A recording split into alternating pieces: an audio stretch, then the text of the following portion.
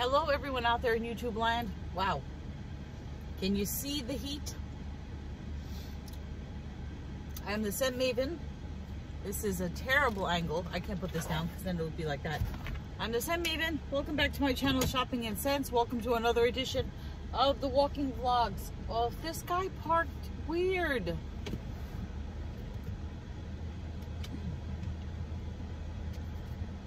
Okay. So, I am at the supermarket. Work is over for today. I am at the supermarket. I just did some shopping for my mom. She needed some tuna fish, some club crackers. Oh, the sun. That didn't help. Club crackers, tuna, almond milk, turkey slices, rye bread. She wanted wheat bread, but they didn't have the kind that she likes. The Pepperidge Farmhouse whole wheat. Wow, I am sunburned. So, have you guys heard about the Delta variant? Oh, okay. So, I will link the article down below. There was an article that came out today, I believe, that an epidemiologist, that's a germ doctor, an epidemiologist says that within a month, the U.S. is going to be overtaken by an explosion of the Delta variant of the coronavirus.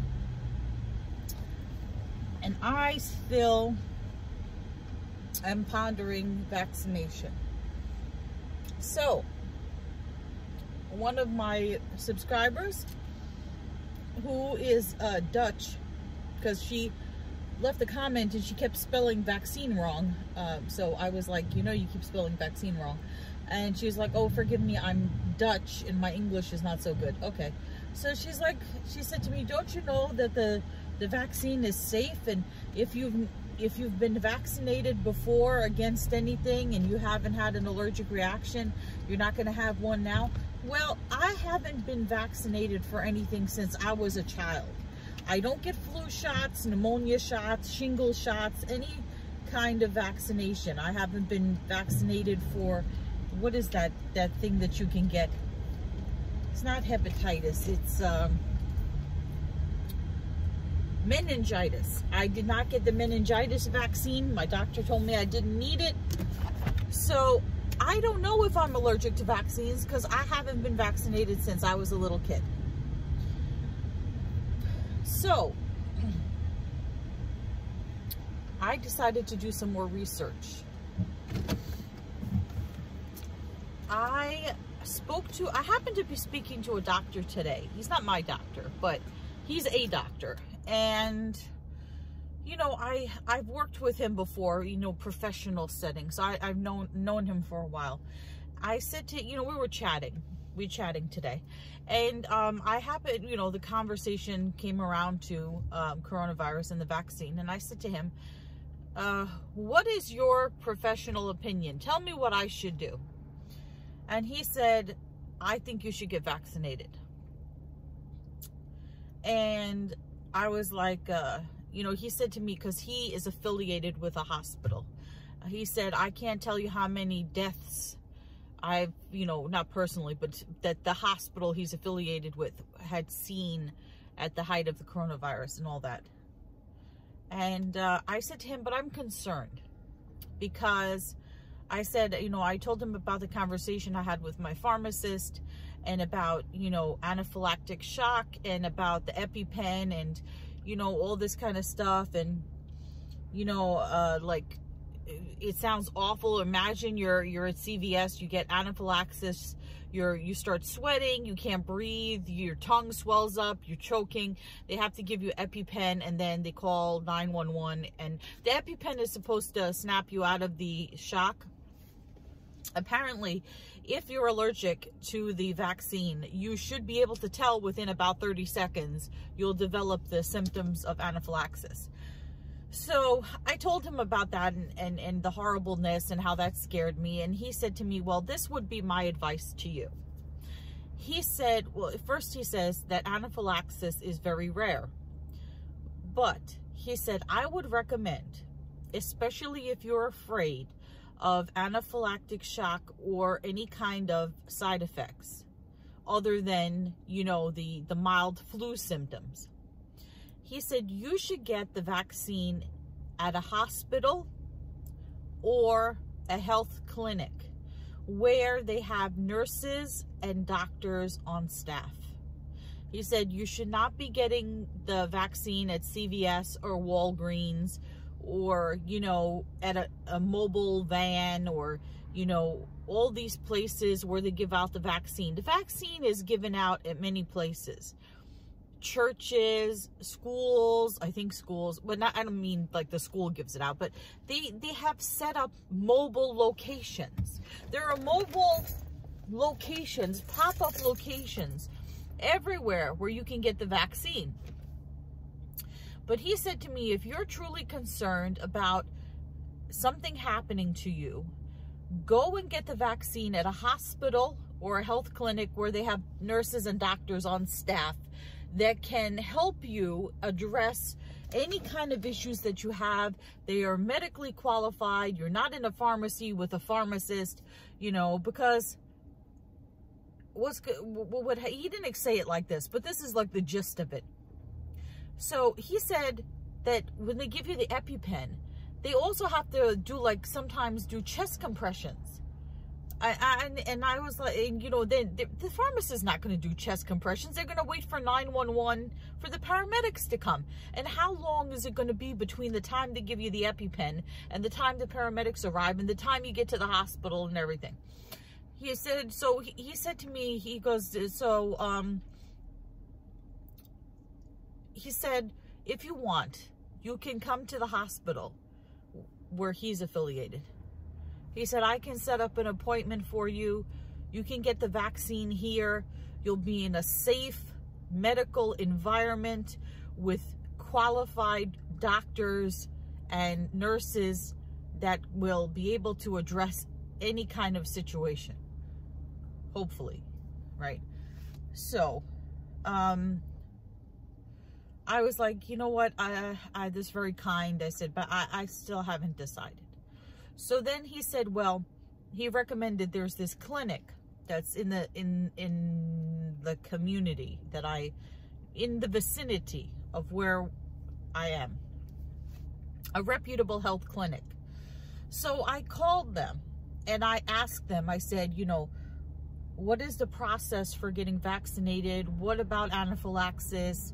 What do you do? And the person told me they give out the vaccines. You know, you can come in, walk in, no appointment needed, get vaccinated, and then after you're vaccinated, they sit you in a waiting room.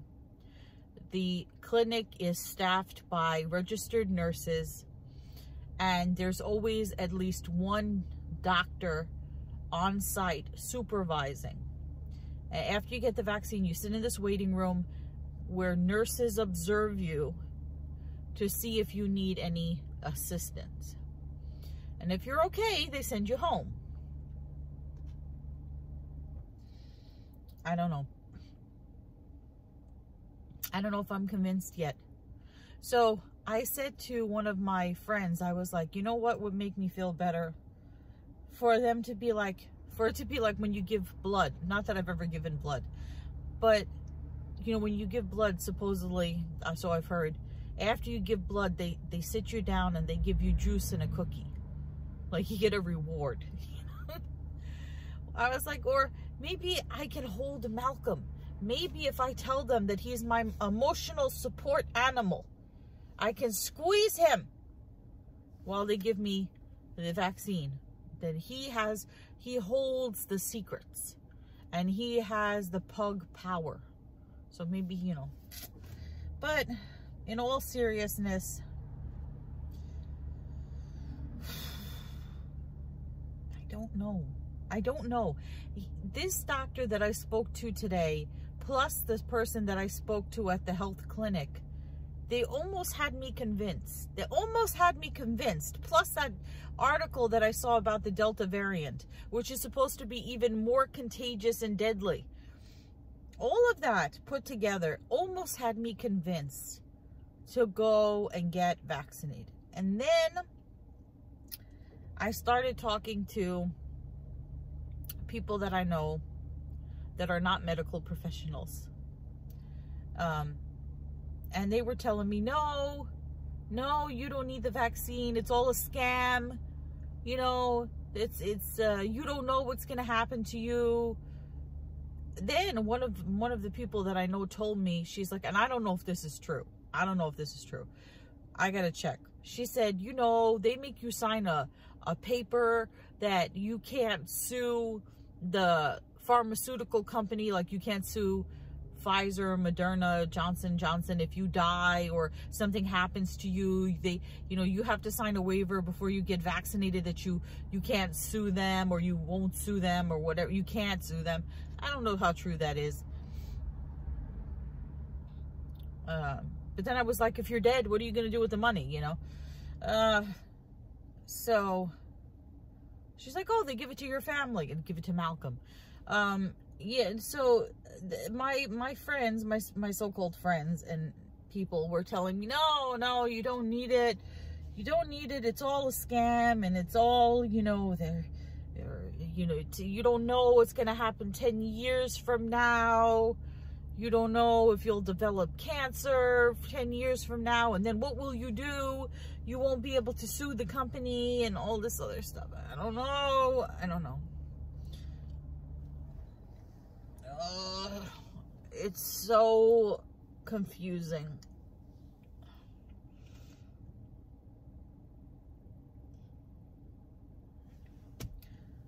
I don't know. It's very confusing. And my doctor, remember I told you I was gonna, I don't know, this doctor that I have, my therapist, I'm gonna look for a new therapist. My old therapist, he was supposed to call me. He never called me. So I don't know what's going on with that. I don't know.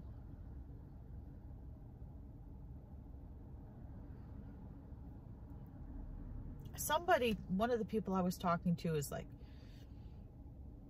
she was like almost, she was saying like, how dare people tell you what you should put in your body. It's your body, you know, and all this other stuff. But then when you're talking about a global health crisis, you're not just talking about your life, you're talking about the lives of everybody around you.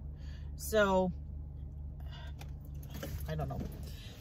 I am going to go give my mom her food before it goes bad. Oh, and I stopped off at Bath & Body Works, of course.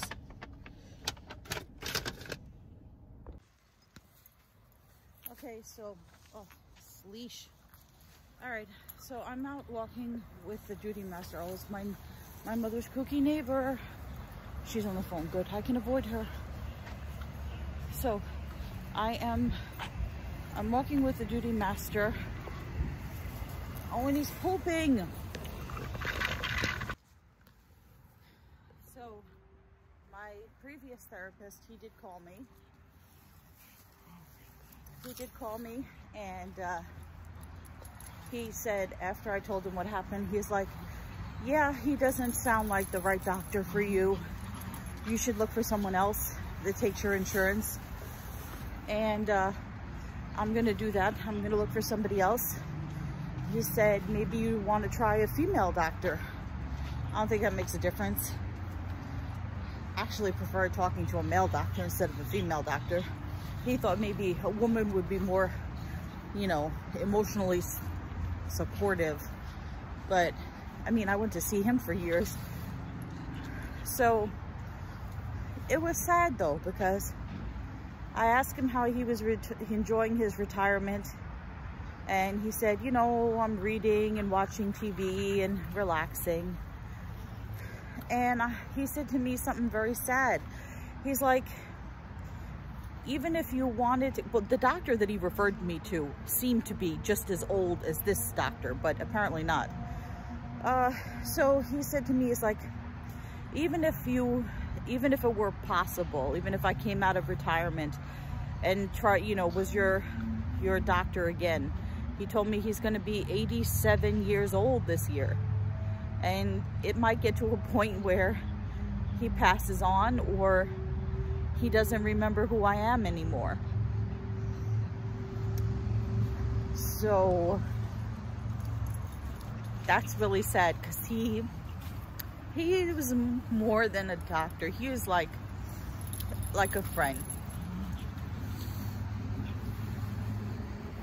But he said, he's like, we can still talk and on the phone, and I can still give you advice. And he said, you know, go and try and, you know, go try find another doctor. It sounds sarcastic. He's like, you know, try finding another doctor that will probably definitely be more appropriate. And he said, give me a call in a few weeks and let me know how it goes and how things are working out, and you know, follow up with me. And I told him, I said, if I can give you some advice, I said, don't refer anybody else to this doctor that you referred me to. I said, I don't know how long it's been since you've spoken to him, or how long it's been since you watched him work, but that man needs to retire.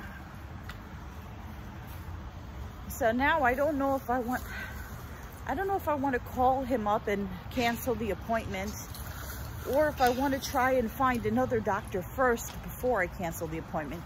Because I don't want to get him, well, I don't want to say I don't want to get him mad at me, because then he won't, you know, refill my prescriptions. Because even though this doctor is retired, I believe he still kept his license, so he can still prescribe medicine. So if I needed the medication, I could get it from my old doctor, even though he's retired. If this other doctor decides that he's going to be a butthead and be like, oh yeah, you don't like the way I doctor, then, you know, I'm not giving you your prescription. So on you, you know, I don't know.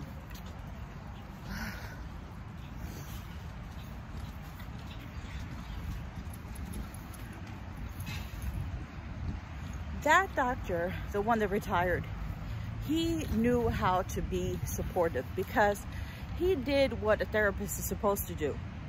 You're supposed to be able to go in and tell the person what's happening in your life. That's how we would always start. It wasn't like you come up with a game plan, a strategy of what you want to do and all this other stuff. It was like, tell me what's going on in your life. And then I would tell him, and he's like, how do you feel about that? Or how do you feel about this? Or how do you think you should approach this? Or what would be the result if you did this? Or what if you thought about it that way? And so just by listening to me talking about my everyday life, he would be able to tell what was a sign of distress, what could be a problem, what wasn't a problem. He analyzed what I said and figured it out like a doctor is supposed to do. Not, you go and figure it out, and you come and tell me, and I'll take out the big book of psychiatry and tell you what the problem is. That's basically what it is. That's what he's doing. He doesn't even take notes. This doctor, this previous doctor, he used to always take notes. And he would read the notes from the previous session for the next session. And when I would come in for the next session, he would be like, oh, so how is this going? And how did that turn out? And whatever, he would know. This doctor, he doesn't take any notes. It's every time you go see him, it's like you're seeing him for the first time. Because he doesn't remember what the hell you told him the last time. Because he doesn't care. Right? So he wants you to list your problems. And like I said, you go down the list. Oh, you have obsessive compulsive disorder? Let me take out the big book of psychiatry. And I mean this metaphorically, not literally. Okay, so for that, you should try this.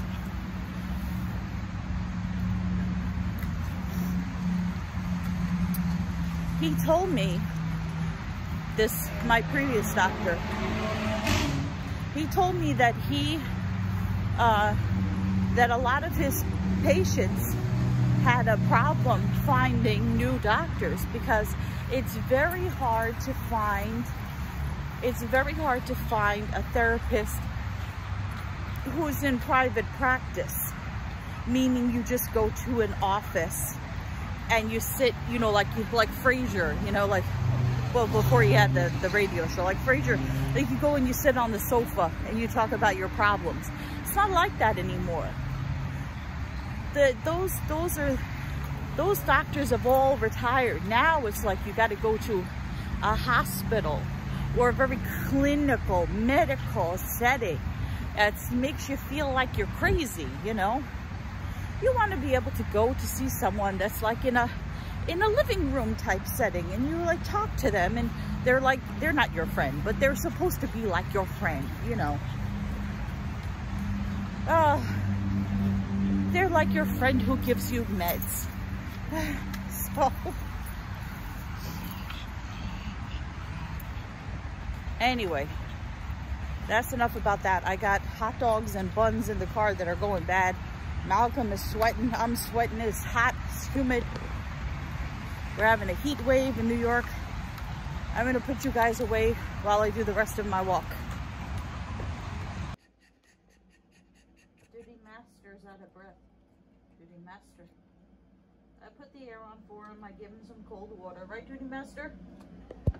Duty Master. Okay, I like this color on me. It's a good color for me, even though I got stains today. I tried to get them out with soap and water, but didn't really work. Gotta see if I have some spray and wash. Should ask my mom. She has spray and wash. Anyway, so today's scents of the day, I combined, and I'm really loving this scent. I wasn't in love with it when I first bought it. I was like, I don't know. 75% off makes everything smell better, but I really, really love this scent. So this is so good, and I'm glad that in the previous sale I had picked this up in a shower gel. So I was using today Papaya Paradise Cove, and this is the Ultra Shea Body Cream, and this is fresh papaya, starfruit water, honeysuckle, passion flower, and amber. This is such a good tropical scent. Oh, it's so tropical. It smells so summery. It just makes you smell amazing, like you're just on a tropical beach. And then with this, the perfect complementary spray scent to go with, fix you guys there. The perfect complementary spray to go with Papaya Paradise Cove, if you don't have the spray, because I didn't see them having the spray. There goes my English. And there goes my camera.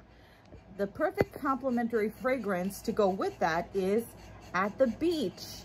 This is such a good scent. I liked it, and now I'm really, really loving At the Beach. I have this in a shower gel from a previous SAS or previous haul whenever I bought it. And I'm going to start using the shower gel because because At the Beach, such a good scent. The other scent that they have that's similar to this, or had, is In the Sun, which they discontinued. And do I have the shower gel? I don't know if I have the shower gel still. I know I have the spray and I have the lotion for In the Sun, but I don't remember if I have the shower gel. But I definitely have the shower gel for At the Beach. So if you have these scents, try combining them. Try combining Papaya Paradise Cove with At the Beach. And with that, I'm going to say they have At the Beach at the semi-annual sale. Try it. Go pick some up. You might like it. And go pick this up. You might like it. Anyway, remember to comment, rate, subscribe, follow me on Instagram at Shopping and Scents. I will see you all tomorrow for a future video. But until then, goodbye everyone out there in YouTube land.